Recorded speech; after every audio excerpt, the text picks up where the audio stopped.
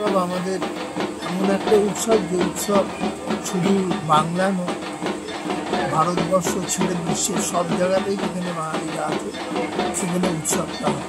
আমি চাইব শারদ উৎসবে সকলে সামিল হয়ে যাতে মানুষের যে উচ্ছ্বাস, যে আনন্দ, তার যে বহিঃপ্রকাশ ঘটে সেটা যেন ভালোভাবে হয়। মুখ্যমন্ত্রী সেইটা আবেদন করছেন। আমরা দেখেছি রাজ্যের মুখ্যমন্ত্রী দুর্গা উৎসবকে বিশ্ব দরবারে পৌঁছে দেওয়ার জন্য তিনি আপ্রাণ চেষ্টা করেছেন, হেরিটেজ স্বীকৃতি পেয়েছে। ইউনেস্কোর হেরিটেজ তো পেয়েছে। আপনারা জানেন এবারও 5 তারিখ কলকাতা শহরের ঐতিহ্য কার্নিভাল হয়।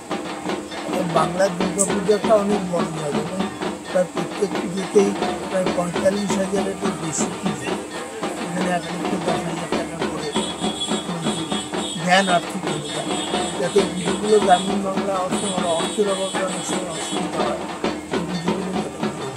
এই যে বিপর্যয় মোকাবেলার জন্য একেবারে রাজ্যের মুখ্যমন্ত্রী উঠে পড়ে রেখেছে যাতে মানুষকে কীভাবে তাদেরকে করা হয় সেই হিসেবে কি মানুষের কাজই মুখ্যমন্ত্রী তো তার বাইরে আর নেতৃত্বে আমরা সবাই করি এবং তিনি যে সব সময় নাগরিকদের কথা ভাবেন, সচেতন থেকে সচেতন।